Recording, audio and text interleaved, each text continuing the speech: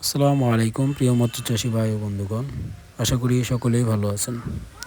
তো আপনারা স্ক্রিনে যে মাছগুলো দেখতে পাচ্ছেন, এটি হচ্ছে হাইব্রিড মনোসেক্স তেলাপিয়া মাছের পোনা। তো আজকে আমরা আলোচনা করব মনোসেক্স তেলাপিয়া কি। আসলে তেলাপিয়া চাষের সবথেকে বড় সমস্যা হলো এর অনিয়ন্ত্রিত বংশবিস্তার। এই ধরনের অনিয়ন্ত্রিত বংশবিস্তারের কারণে পুকুরে বিভিন্ন আকারে তেলাপিয়া মাছ দেখা যায়। এতে করে আমরা যতটুক আশা করি ততটুক ফলন পাওয়া যায় না। প্রকৃতভাবেই পুরুষ তেলাপিয়া মাছের দৈহিক বৃদ্ধির হার বেশি। এই ধারণাকেই কাজে লাগিয়ে শুধুমাত্র পুরুষ তেলাপিয়া মাছ চাষকেই মনোসেক্স তেলাপিয়া বলা হয়। এই প্রজাতি সম্পূরক খাদ্য গ্রহণে অভ্যস্ত ও প্রতিকূল পরিবেশেও টিকে থাকে।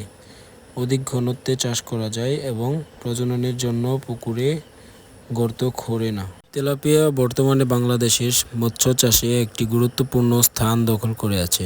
স্থানীয় বাজারে চাহিদা এর উচ্চ বাজারের মূল্যের জন্য খামারিরা বর্তমানে অধিক হারে এই মাছ চাষ করছে।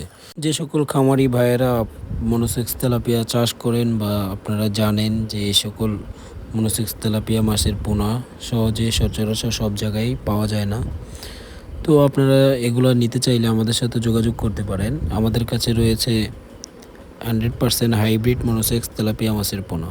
এই মনোসেক্স তেলাপিয়া মাছের পোনা ক্রয় করতে চাইলে অবশ্যই যোগাযোগ করতে পারেন আমাদের স্ক্রিনে দেওয়া নাম্বারে।